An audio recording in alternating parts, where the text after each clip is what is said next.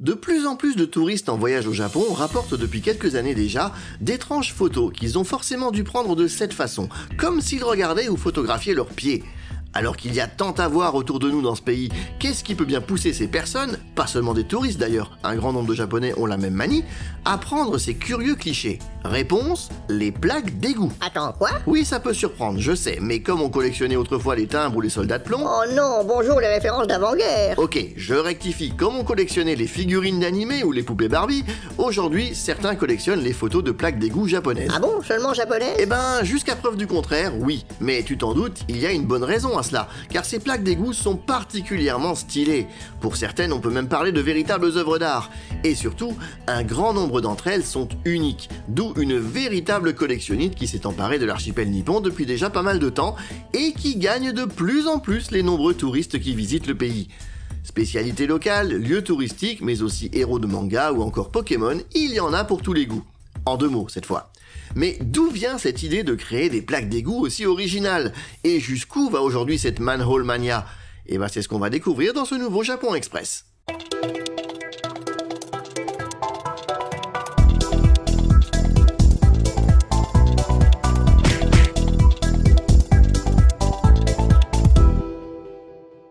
Cela fait maintenant quelques années que cette folie des plaques d'égout s'est emparée des touristes qui visitent le Japon. Mais pour les Japonais, ces décorations colorées qui ornent les bouches d'égout de leur ville ou leur village ne datent pas d'hier. Cela remonte à près de 50 ans déjà. Et pour une fois, l'idée d'origine est partie d'un coin du Japon qui ne fait pas très souvent parler de lui, Okinawa. C'est effectivement à Nara, la capitale de la préfecture la plus méridionale de l'archipel, que pour la première fois en 1978, on a eu l'idée de remplacer les habituels motifs géométriques par des petits poissons stylisés. Des poissons? Où ça? Eh ben, regarde attentivement les motifs. C'est rudimentaire, certes, mais ce sont bien des poissons. La municipalité a médiatisé la chose et petit à petit, au cours des années 80, d'autres villes à travers le pays ont décidé de créer à leur tour des plaques d'égout personnalisées, notamment en mettant en avant des lieux touristiques locaux ou des spécialités régionales.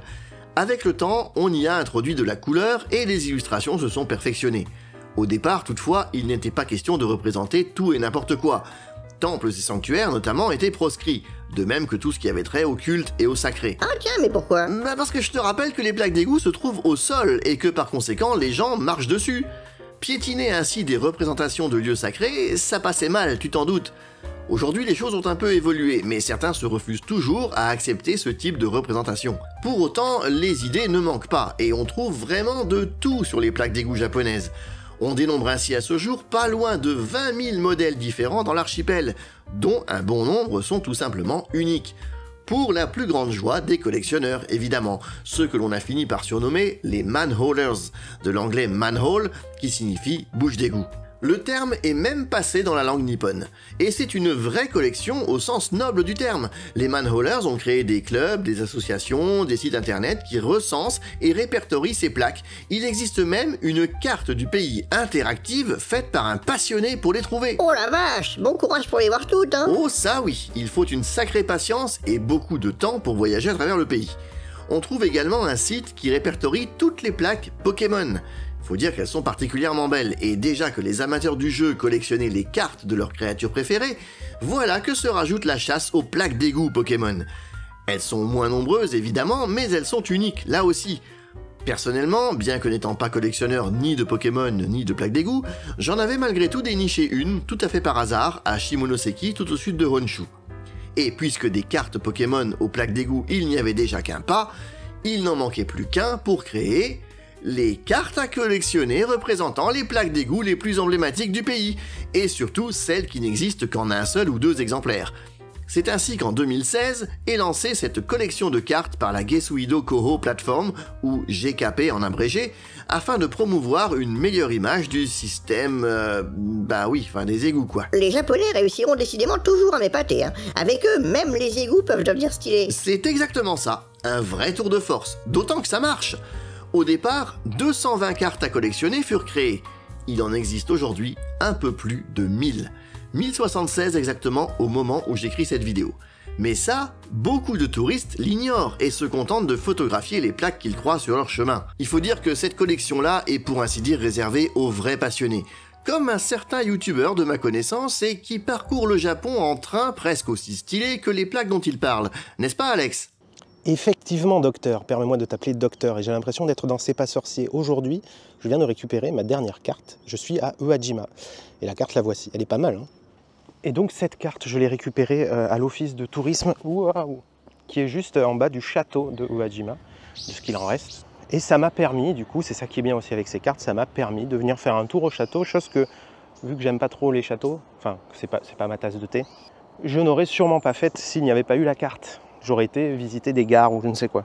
Du coup, les cartes se récupèrent la plupart du temps dans des offices de tourisme comme ici, mais dans certains cas, ça peut être dans les bureaux des eaux usées, des trucs un peu austères, ou des musées des eaux usées. Enfin, ça peut être partout, même dans des magasins d'omiyage, bref. Et voilà la magnifique plaque qui correspond donc à la carte. La carte qui, elle-même, a des indications au dos pour vous raconter l'histoire de cette vache de festival maléfique. Voilà. Une carte et une plaque donc, qui donnent en plus envie de s'intéresser à ce festival, surtout qu'à ce que je vois, il a l'air bien sympa.